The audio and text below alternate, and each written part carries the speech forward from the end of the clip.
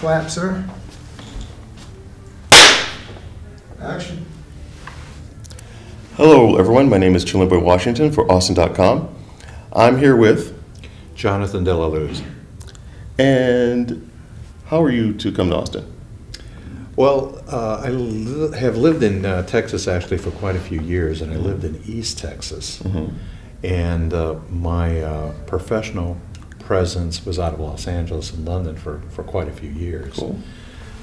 And then because of the family, we decided that East Texas was becoming a little too limiting for us work-wise. So A bit remote. the children's mother and I decided to look at other locations to move. Mm-hmm. And we thought about going to the UK. We thought about returning back to California. And we still had family here in Texas, so Mm-hmm. we decided on Austin. And Okay. it was probably one of the best decisions we ever made. Good, good. Now, what do you think what's your thinking about what the Austin film industry is about right now? I've always been encouraged that there is such a wonderful creative pool of people here Mm-hmm. in Austin, and I've also been a little bit frustrated because it's not terribly organized. Not a bad thing, but considering that this is a hub for independent filmmaking, Mm-hmm. It was just surprising to me that there was not a more robust infrastructure. Right. The one I'm used to. Right. And Well, I'm sorry. Go ahead. no, that was it. I'm used to in my career to certain types of crews, that Mm-hmm. that are available. Right. And they're primarily union, for example. Right. Exactly. And non-union crews here in Texas are absolutely fantastic. The problem is that here in Texas, you have a lot of people who fill crew positions, who actually, what they really want to do is direct. What they really want to do, nobody wants to be a gaffer. Nobody wants to be a sound person. They're just kind of doing that job while they're waiting to do the other thing. Oh, I act, but what we want to do is direct. Yeah, exactly. And I get that. In LA and other major markets, Mm-hmm. you have these guys who have been in the union 20, 30 years. Right. They're happy hauling equipment around. They're hauling. They're happy in the transportation department, Mm-hmm. and that gives me a sense of security, knowing Stability. that Yeah. they know their job. I know my job. We're going to work really well together. Right. It makes sense. It makes sense. The feeling I get as far as Austin goes is that we are super saturated with talent.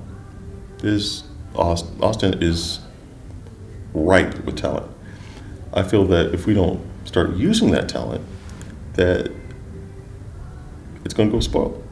And people will run. No, and they have. They've Yes, run to. absolutely. They've run to Louisiana.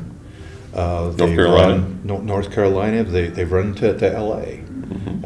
L.A. is becoming hot again. They just passed some major monies through the legislature. Right. That 400 something. Those are great incentives to keep money there. So we don't have the imagination in our legislative agendas here in Texas Mm-hmm. to keep our talent here. I mean, I just don't get it. So I want to look beyond the politics and go, what is it that I can do? What can I bring to the community so that it's a win-win for me, and it's a win-win for the talent, this wonderful talent that is out there. Mm-hmm. And it is the mandate of our company, Luz Works, that we create ultimately a sustainable studio system. Mm-hmm. It's been something I've been working on for some time, But you have to be patient. You have to understand the market. And for myself, I'm in it for the long haul.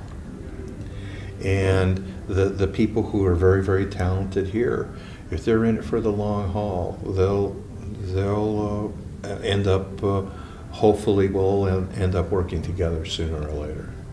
Very good. I can tell you that 10 years ago, there was a crop of people from LA, actually even more since then. There's a lot of people coming from LA, hear about Austin is X, Y, and Z. They actually pack up without doing more research to come here for finding jobs, doing whatever they do. And they said exactly what you just said. There's no infrastructure. Right. And they would stay here, but you have some wonderful major talents in the way of Linklater, Rodriguez, right. Malnick, and that's great. But in terms of sustainability, right. That's something else again. And bless his heart with Robert Rodriguez and the El Rey network, does not make a sustainable system yet. Right. And I am hoping the very, very best for him because, again, we're all connected here professionally, socially. This is a fantastic city to live in. That's the good news. The bad news is that word is getting out, right? And we have 122 people moving in to Austin every single day. Right. So it's putting just a lot of stress, on the city at large. Right. But the good news is economically, I think it's a bright picture because to me it's not just about Austin, it's about the whole region. Right. And I include San Antonio, for example. I think as a region that we're going to do very, very well. And as far as motion pictures, to me it's, my philosophy is it's not just about movies, it's about content. It's about being able to create a web series. It's about creating features, short films, right. Commercials, industrials, video games. Which is length and breadth of media. Exactly. I mean, okay. So you have to look at the whole organic nature of the industry that is here in Central Texas. Mm-hmm. And all it needs is a really good business plan. Mm-hmm. And I think we can do as good, if not better, as other major markets like Los Angeles, New York, Portland, who is coming up very, very quickly, Seattle, Vancouver, London, Paris, Munich. I think as much as I love Austin, we can't see past our own glasses sometimes. I think that we need to see where we are, what our competition entails. Use the examples of what worked, what doesn't work, in wherever they are, then tailor that for Texas, for Austin and our region. So we've known for a long time that we need infrastructure. Mm-hmm, mm-hmm. Right? What elements of that infrastructure do we need? Do we need all of it? Do we need some of it? That kind of thing. So we fill in the gaps. Right. When people from other areas, including our own area, want to use Austin as a place to film, it's there. There's not any stress. There's just fill in the gaps. You're absolutely right. I'll give you a really good example. A friend of mine has a studio here in town called St. Elmo's Sound Stages over on St. Elmo. And Playboy came in for a couple of weeks to use their facility. And it was a great experience for everybody all the way around. Playboy was thrilled. Austin, got a little injection of some monies that came into town. Mm-hmm. That always happens when a major movie comes into town, whether it's a major studio right. or not. And I'm thrilled about that. For me, I'm looking like, well, let's create our own production funding independently. I'm not the Texas Production Fund. No. This is all private equity. Mm-hmm. whether it's local or not, it becomes academic because it's all the same, a pile of green on the table, okay, Right. that is going to be spent here locally. Right, I get it. That would be the best case scenario. It may not always work if we do our job right, where every movie that LuzWorks wants to do is going to be done here in Texas, i.e. Austin. Mm-hmm. Our next film, for example, is going to be done in Europe. Right. I would love to do it here in Austin. It's just the nature of the movie does not lend itself Right. to doing it here.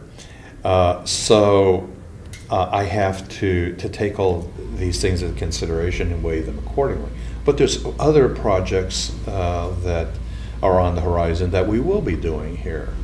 And it's not just limited to movies. It's like I said, we're looking at a web series. We're developing a television show right now.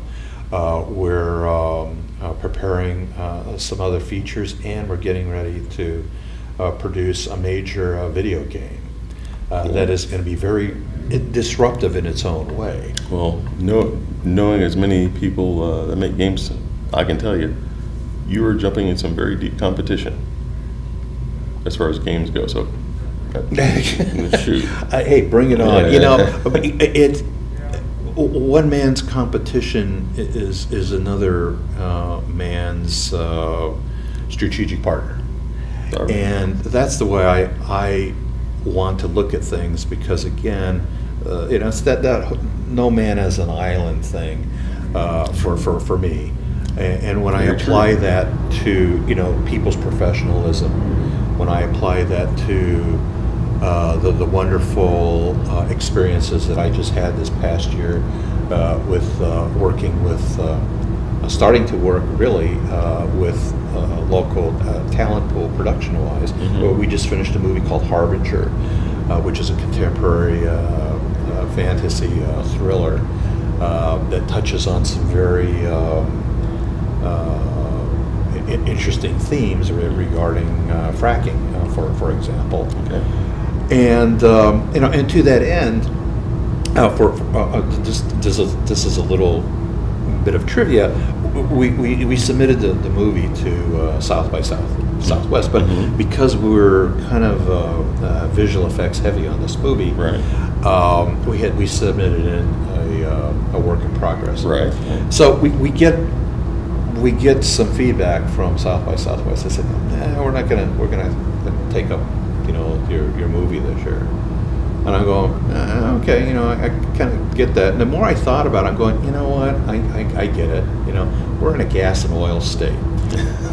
We have a movie that is, going to be picking at the gas and oil business because of the theme that we're dealing with in our metaphorical story. Right. And so, yeah, I can see where, South by Southwest, they're scared of, wanting to probably, show something that could be a little bit too controversial. Possibly. I'm not sure. I can't speak for South by Southwest. I thought they were, Sure, go ahead, speak for them. No, because I don't have the mentality. What I'm thinking is that I'm not sure. I'm not sure if that's a thing they want to take on. I apparently not, Yeah. because I'm going like this. For an edgy organization like that, you would think like they're going like, bring it on. And especially with the progressive nature of what Austin, prides itself on, to a great extent. So that was kind of interesting to me, because now I'm going like, okay, we know we're on the right track now. Because this is what filmmaking is all about. It's not just about entertaining. It's also about a kind of education process, too. And I love a good, bad Michael Bay movie as much as the next person. But and I'm not dissing Michael Bay, because that would be too easy. I'm just saying that when you have an opportunity to tell a great story, Right. and it could ruffle some feathers like our movie definitely will. I could understand where people might be a little bit standoffish, right out the gate. Well, if you don't have media that takes a poke at the powers that be, you're kind of boring. I mean, you're well, Oh, man, not much office, but you need to poke at the powers that, truth to power sometimes. You need to have that. Yeah, let's have that conversation with Seth Rogen, okay, in the interview. Look what happened to them, talk about the poking at a real, nuclear power. Is it nuclear or nuclear? I always get Nuclear. Actually, But- that sounds like a cleaning agent. Buy some nuclear. I mean, yeah. I mean, But if it wipes you. I mean, yeah. if it weren't so, if the circumstances ultimately politically weren't so tragic, Right. We could laugh about this all day long. But here, was a movie that is poking fun, and just fun at a world circumstance. Right. Okay, and then the Sony is hacked, and however and for whatever reason, the studio pulls this parody. Okay, and I'm going like, what's that all about? A major studio is taking orders from some third world country, that can barely feed its population, and yet, they are working on a weapons program of mass destruction. Right. That didn't work out too well for us either. So my point is not to get political, but to say that this is where our stories come from, and this is why filmmakers, to me, are modern anthropologists. Right. Okay, I think in the future, 200 years in the future, people won't be thinking about filmmakers; they'll be thinking about anthropologists. Who were the people who recorded Right. stories? Who were the storytellers of their time that actually told the truth? Well, the truth, like facts. I mean, there's a very specific definition for those things. Right. Okay, but the thing is that storytelling is a time-honored tradition, and to tell a good story, that's the trick. Okay, and sometimes you can tell a story that is not only good, but it can make people a little bit nervous. Right. I don't know if the interview necessarily fell into that category, because I saw the movie, and it was what I expected it to be. Right. But I think what nobody expected is that it would create the controversy that it did. Right. And that's not necessarily a bad thing, because films traditionally, what I love about them is that it has a variety of different disciplines that you can bring to the storytelling process. Right. I'm a frustrated architect, okay? I didn't become an architect, but I did become a filmmaker. So now I get to write a script, and I can work with the art department, and I can have an influence now on the look of a movie, Right. very much like an architect has an influence on the skyline of a city. Right. So everybody has their agenda. I know, because I made a movie called Agenda, so a little plug. So I can, as long as I'm here, right? Right. So the thing is that I don't know what your experiences have been. I just hope that they've been really good and very, very positive. So, I mean, to that end, how have your experiences been? In Austin, my experiences have been all pretty learning based. There in 2003, 2004 is started my actual education on that respect. Mostly on the screenwriting and the beginning of my visual effects side. Toward the end of that beginning year, a whole bunch of people from the studio that I was part of went and worked on Richard Linklater's movie with Keanu Reeves, Scanner Darkly. Linklater, Yeah, right. it was up on 35th, 34th, and I-35. That house it was a house basically right north of, what's the restaurant? Well, there's a restaurant, it's right north of that. They took the entire house. It was a wonderful thing. But production had to end sometime. So it was the nature of the industry. They all went their separate ways. And it was what it was. But as far as past that, all self-education. You know, and that's what I meant when I said earlier about kind of going from home cook to chef. I was at the home cook stage for longer than I should have been. Now that I'm entering the chef stage, the possibilities of the possibilities of the projects of what I could have done and what I can do now, completely different. And I think Austin, in that time, I met a lot of professionals inside of Austin that are frustrated that more substantial work and more sustainable work is not coming through. And I'm beginning to see that. Honestly, Jill, I think there's a lot of people that are exactly like you here in Austin. And that, to me, can change. And hopefully it's even changing, and I may not be even aware of it yet. Because what we need to do is that infrastructure has to accommodate ability for people to be able to connect, not just in a professional network, but terms of being able to hone their craft. Right. Absolutely. And to be able to have more professional organizations that people can go to and find out about the latest, stuff, and not this, a newsletter that you get, because you subscribe to something on the internet. No, there's safety in numbers, and it's always very, very important for these groups to be able to coalesce, even here in Austin, again on a professional. But that's what I was trying to get at. There are those types of groups. It's a matter of getting out and the word to let them know that, hey, we're here. I can see that. Yeah. IDGA, Awuga. There was a SIGGRAPH chapter here. I'm not sure where they're out right now.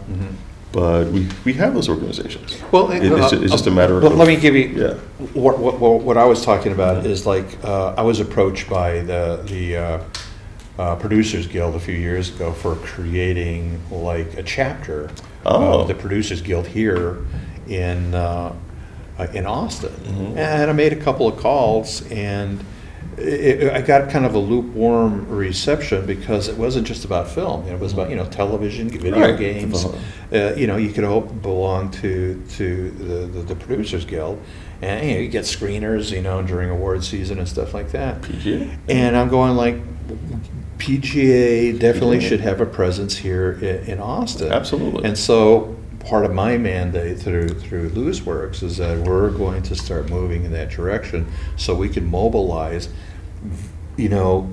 people who are producers should be designated as such, because this is going to sound terrible, and I don't mean to disrespect anybody when I say what I'm about to, but just because you have a laptop with Final Cut Pro and a prosumer camera doesn't make you a production company. I'm sorry, it really doesn't. There are standards that I think have been very traditional in this industry that have to be met. And agreed. The Producers Guild of America would be one of those standards where, if you want to be a real producer, okay? If you want to have mass market appeal, maybe that's what it is. Because there's plenty. We all know a whole bunch of people with a camera and a laptop, but they may not have the technical standards to make sure that it has a minimum amount of quality. Well, the technical, I don't have a problem with that so much, because that's again, that's technical, and that can be fixed. Okay, and I don't mean like we'll fix that in a post-production sort of way. Right. I'm talking about that there is a level of understanding that we can have, whether you're a writer, producer, director, that then when you put that on your business card, Right. you actually are, because Right. it has been proven. Not Right. because you say so and you put out a shingle that says, you know, I'm a writer, producer, and director. I'm going like, well, what does that mean? You know, well, I did 5 short films, and I wrote, produced, and directed all of them, so that makes me that. I'm going, well, maybe not. That's all. What's the standard for that logo to be put on your card? Well, this is what I'm saying is that I'm just saying, let's look to organizations out there. Like, that's why when we're talking about the Right. PGA, where there is a threshold there, Okay. and then we look at all of these disciplines and we find out what those thresholds are, Right. and let's agree as a community of professionals, as artists, to say like, yes, we want to achieve these thresholds, Right. and then we will be recognized as, again, the professional that you are as a writer, producer, and director. And like I said, I'm not condemning anybody. I'm just saying that will help us create the infrastructure. Right. Because then we're all kind of like, to use a cliche, we're on the same page. Right. And that helps everybody else. Because now somebody who's trying to break in doesn't feel like, well, I've got the same equipment and software this guy has, even though he's been doing it for 5 years, and he deserves that title. Right. I deserve the title too. You know, I am entitled. And I'm going, I don't think it works that way. You know, somebody who's right out of school, you know, who wants to call themselves a producer because they took a producer master class, you know, at UT, doesn't make you a producer. I'm sorry. You know, I think it takes 10, 20 years to become a producer. You know, you've done X number of films, and whether you failed or succeeded at it becomes academic. But at least, again, there was a standard that everybody can recognize, because, you know, that movie got released. It got into the system, Right. For good or ill, you know. So, But it's there. But it's there, and it's recognizable, and you did your best job, and now you deserve to be called a producer. Right. Makes sense to me. Now, hey, it just does. In the group I'm around, we're slowly but surely introducing standards as far as the minimum standard of knowledge, a based knowledge set that you have when coming to a set. Things like, what would a cinematographer actually do as far as light, manipulation of light, bounce light, the whole range and breadth of things. You know, how do you actually light a green screen, properly? Right. You know, do you just hope and pray for the best, or do you go to the cinematographer manual and do you look it up? Do you see what it is? Right. I want to say it's page 321. I could be wrong, but It's in there. but it's in there. It's in there. and you can film all day. You can film for years and not have cracked open that manual. And But it's good at that, you know, at least some of the minimum standards, so you can get yourself hired anywhere in the world.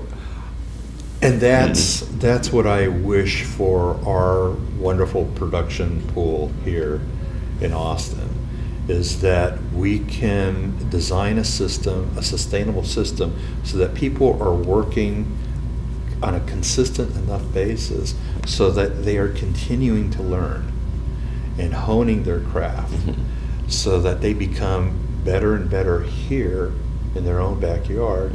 And if they were to go any place else in the world, they would be picked up in a second. That to me is what I wish for. You know, living here in Austin, working more and more with the talent here. It's very, very exciting. I'm hoping to have a group of people together very soon to do just that kind of training. Well, we should talk more. And this is what awesome.com is all about. All right. Well, let's speak to the director of the movie that we were just talking about. Absolutely. Yeah. Is there a prize under my chair? No. I get a You get a cup of coffee. You get a cup of coffee. That's your prize. Yeah, that's a good one. But you know, I don't think Oprah ever gave anybody coffee. okay. I'm thinking that. You know, I don't care. I'm gonna drink something. I have mocha latte production. I'm gonna have my mocha. That looks good. I want one of those. Yeah, I want one now too. I can smell it. It smells good. All right. Okay.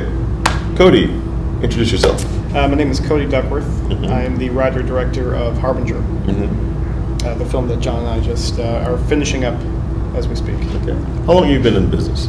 Well, I'm relatively new to the business professionally. I've been working my way through the whole production kind of process for a while now. I went to film school. Okay. It's been about 10 years since I graduated, so Okay. it's been kind of a progression It's been a working process. up to this point. Congratulations. Yeah, thank you. Now, what is Harbinger all about? Harbinger is a contemporary fairy tale about a young girl whose nightmares become reality. Her and her family move out to a ranch in West Texas and become affected by the fracking that's going on near their home. Okay. And what is the narrative about? What is the theme? The theme is about man and his relationship to nature, kind of currently, as it stands, or it's really kind of Man versus embittered nature. relationship to nature. Okay. So stereotypically, we think it's more an environmental film. No, I wouldn't say it's an environmental film. I mean, I would say it's more of a humanitarian film. I got you. I mean, it's environmental in the sense that it uses the environment as sort of a means to an end. Right. But it's more about people and their relationship to the environment. I got you. So, quick note: boost up a little bit on sound as far as projection, because this is hampering sound. Yay! Will do. Okay. For Harbinger, who came up with the concept? I did. Okay. I wrote the script about 5 years ago. How long did it take for you to write? About 5 years. It took that long to kind of To bang it out. to bang it out. Okay. Now, how did you get in touch with John to make the film? John and I were introduced from a mutual friend of ours. I had the script and I was ready to make the film, but I didn't have a producer, so I was connected to him through a friend of ours, and we met up and I showed him the script, and he was like, you know what, there's something here. Very cool. What made you, John? What made you want to make this film? Well, there were elements in it. First of all, one of the things that I liked about the script was it was a Hispanic family. I don't know why I was just drawn to the Hispanic family. Maybe it's because I'm Hispanic myself. I it came as a hell of a surprise to me too. Oh well. Yeah. So I like that. I like that. But I also saw clearly what Cody was attempting to do here is that this could have been any kind of a family, any race, in any part of the world who is dealing with an environmental issue. It just happens to be that this was about a story that dealt with some possible water contamination. Right. Due to some fracking nearby, and we've heard about this. This has been in the news often enough. But what I saw in the story was being able to create a story through Cody's eye as the director and as the creator that would be something that the audiences could relate to much more than if it were just The Insider, you Right. know, or you know, so just a melodrama, or you know, some horror movie or something like that. And I saw that there was this really wonderful potential to create a really neat contemporary fairy tale, because I think the way the news is the way they spin the news anymore is that it's always about, you know, creating a world out there that the media tells us the way it is, and it's really not. Right. And so what Cody did was, you know, tell this really cool story that had this really wonderful arc about it, and I'm all about storytelling. Absolutely. And so I told him, I said, well, we cannot not do this. Right. Now, as far as your audience, who do you think is your audience? Anybody who cares about the world. I mean, that's, you know, I make films that I want to see because it's about things that I care about. I think my That's a audience. good start. I mean, that's where you have to start. I think the audience that want to see this film are the same people who, you know, were making films that I wanted to see. I mean, or seeing the same films that I was seeing when I was growing up. I mean, I think anybody who cares about what's going on in the world would want to see it. Okay. What about the people who act in the film? Who are they? The main actor who plays Jesus, his name is Demetrius Pulido. Mm-hmm. The mother of the young girl Mira is the mother's name is Tina Rodriguez. Mm-hmm. Robert Rodriguez's sister, actually. Cool. The young girl. Is she the one that we've seen in his other movies? You've probably seen her in *Inglourious Bastards*. She Okay. was in the opening sequence, and I think she was also in *Machete*. Yeah, she was in Sin City, Oh, okay. Cool. and because of the bromance between you know, Rodriguez and Quentin Tarantino, Mm-hmm. I guess that's how she kind of migrated over to *Inglourious Bastards*. Very cool. Very cool. And the young girl is played by Pekka Campos, who does a fantastic job in the film. Yeah, She's she was 12 years old. Wow. incredible find. She did an amazing job. And to Cody's credit, he cast everybody out of Austin, well, here in Texas, Mhm. and because we had we threw out a wide net in terms of casting, Mm-hmm. and you cast it here in Texas, and we brought in a couple of young boys from Dallas, Mhm. and it was great. Well, it was important to keep the film as local as possible. Right. You know, I It mean, makes sense. it's a regional story. I'm from Texas. I'm from San Antonio. Mm-hmm. You know, we wanted to keep it local. We wanted the cast to be, you know, from in and around the area of Austin. Right. The crew also.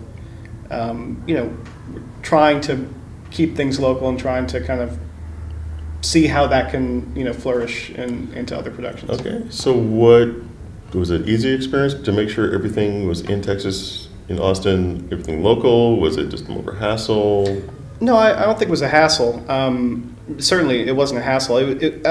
To my surprise, it was actually a lot easier than I thought it would be. Especially, you know, like hiring, you know, the young girl Mira Pekka was, you know, that I was really anxious about, because I was like, you know, how are we going to find a 12-year-old girl who's going to really be able to carry the film, Right. You know, locally. You know, we thought we were going to have to cast out of Los Angeles or anything, but I mean, she came in and she did a great job. And I mean, to both of our surprise, we were able to do that. Nice. So I mean, you know, y'all were talking about the infrastructure here. It is here. Yes. You have to find it, and it's not easy. It's not going to be easy to, you know, make sure that you can keep everything local. Luckily, we did. But you know, we also had to fight because we were shooting in the summer, so we had to fight a lot of other productions for Right. equipment and crew and everything else. Because it is a smaller, tighter knit community, and there's only so many production outfits and so many Right. equipment rental houses that you can, you know, get things from. Right. So Like Omega Gear. yeah. I mean, it makes things challenging, but it is there, and you can get what you want, and you can get quality. I mean, if you have to look for it. You have to dig look for it a little bit more. Understood. So when is this scheduled for release? Well, that's tough to say. Currently we're in the throes of post production. We're wrapping up the visual effects. Mm-hmm. We're going to release it this year. We just don't know when. Okay. What venue? What venue? Is it going to film? Theaters? Oh, we're aiming for theatrical release. Okay. That is, I mean, obviously that's the pinnacle. Mm-hmm. And that's where we really think that we're going to be able to achieve that. Okay. Do you have any idea what distributors you're going to go through? Is it going to be Alamo or Regal? No, I mean we're definitely open to a lot of different possibilities. Obviously, we don't want to close ourselves off to anything in particular. We've had conversations with people already who are wonderfully patiently waiting to see the completed movie. That's all. We spent some time at the American Film Market recently and had some very good positive feedback on just the trailer. Mm-hmm. So we're crossing our fingers for a theatrical release. But the truth of the matter is that it always comes down to economics.